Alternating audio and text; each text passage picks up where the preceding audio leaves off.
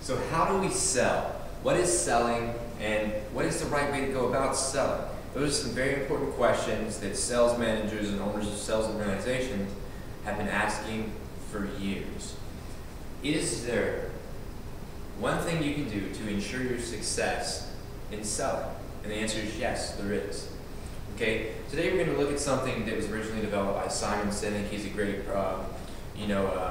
he's a great speaker. He speaks about a lot of different things, and this is one of the things he speaks about. And it's called the Golden Circle. All right. So it's very important. Pay attention to this. If you're following along, then be sure to write it down. The Golden Circle. Every company knows what they do. Some know how they do it, but very few know why they do what they do. So again, I'll say that again. Every company knows what they do. Some know how they do it, but very few know why they do. And when I say why, I don't mean to make a profit. That's always a result. That's not a why. People don't buy what you do, they buy why you do it. Okay?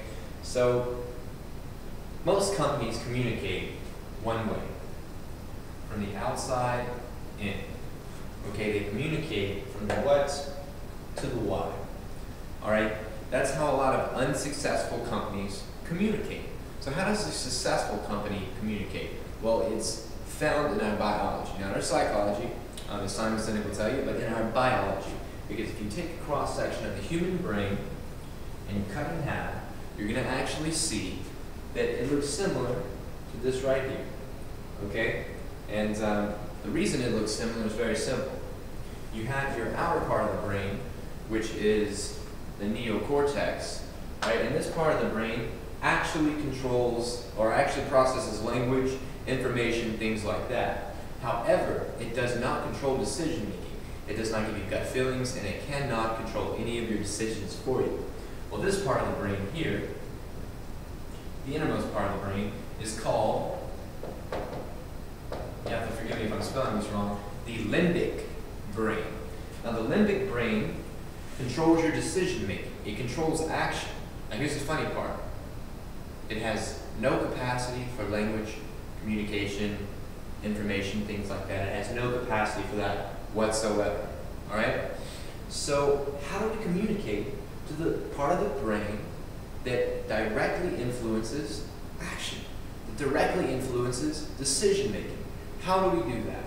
Well, it's very simple. All we have to do is reverse the order and the way we communicate. All right? Let's take a look at a company that does this and does this very successfully, that company being Apple. Why is Apple so amazing? Why do they have so many sales? I mean, they're just a computer company. Aren't the other computer companies out there just as qualified to make computers as they are? Of course.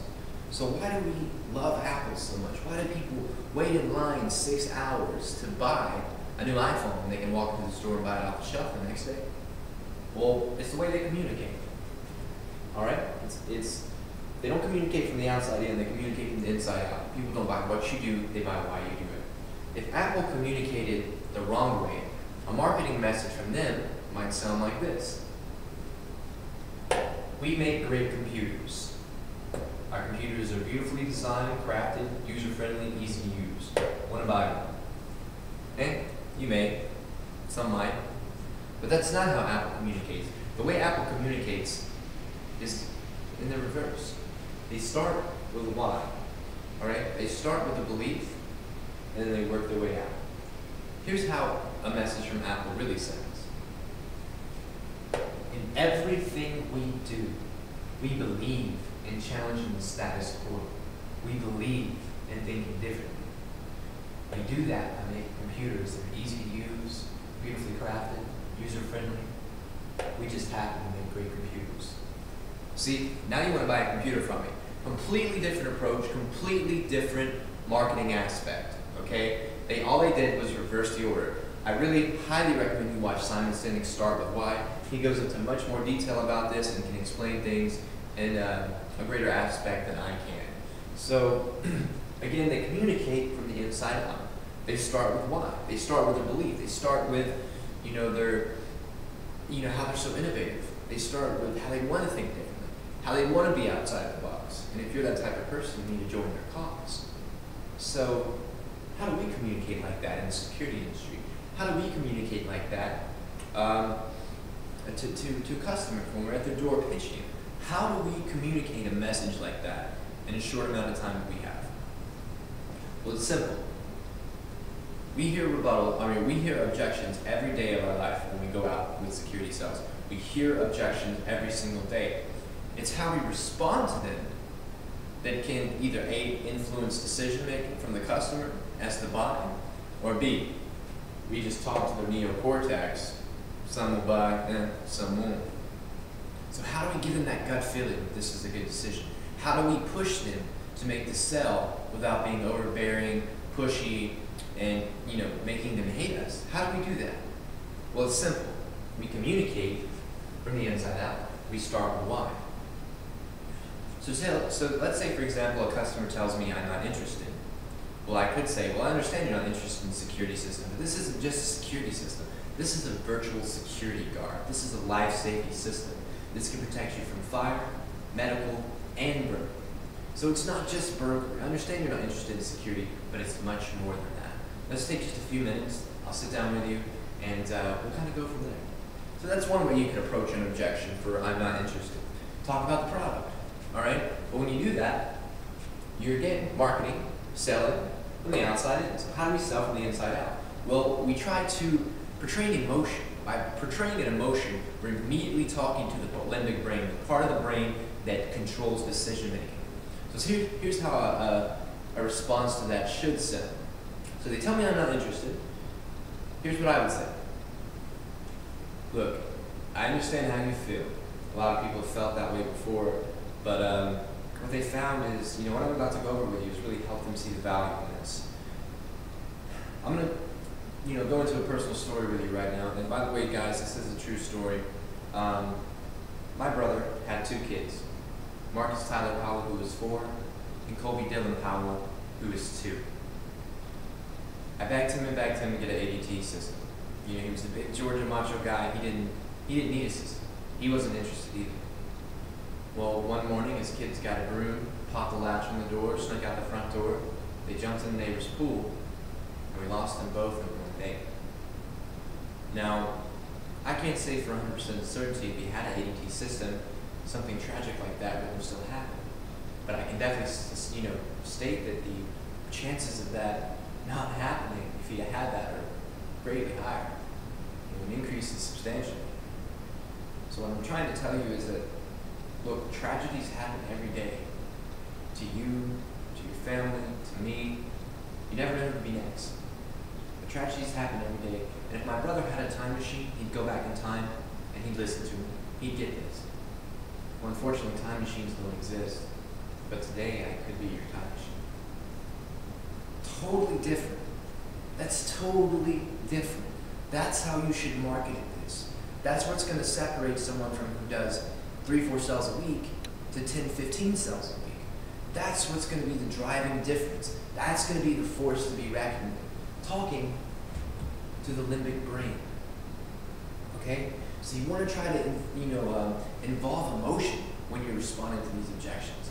You'll see a lot of security salespeople, they'll do the redirection, they'll handle the objection, get right back on the pitch, things like that. And that's good, they'll make sales that way. I'm not saying that's a bad approach. What I'm saying is if you incorporate that emotion, if you start with why, your possibilities will be endless. So let's look at a famous failure, TiVo. All right, we all know what TiVo is. We TiVo stuff all the time. We use it as a verb. I TiVo this, I TiVo that. But TiVo's never really made money. Why? Well, their marketing approach. When they came to the market, they hands down had the best market, or they had the best product on the market. And the recipe for success should have been great. But they marketed their product in a wrong fashion. They said, we have a product that rewinds live TV and pauses live television. It memorizes your viewing habits without you even asking it to. Want to buy one? Well, the cynical majority of the population said, we don't believe you, you're scaring us, no thanks. And they never made money. Now, let's listen to their marketing approach if it was reversed. If you're the type of person that likes to have complete control over every aspect of your life, boy, do we have a product for you. Memorizes your viewing habits without you even asking it to. Pauses live TV. Rewinds through live television. Even skips through commercials. Want to buy one? Different. Completely different. So we need to focus on speaking to the part of the brain that controls decision making. The part of the brain that controls that action. The limbic brain. We need to talk to that. We can also state that the limbic brain may be a form of our subconscious mind. So instead of getting an objection and breaking the customer down, we all say they put up a brick wall as soon as they open the door. Well, that's very true. And most salespeople, they chip away that brick wall piece by piece by piece by piece. However, if you speak to the limbic brain, the part of the brain that controls decision making, you can find that one weak brick that's holding up that foundation. You can pull it out, and the whole wall will crumble. Thanks.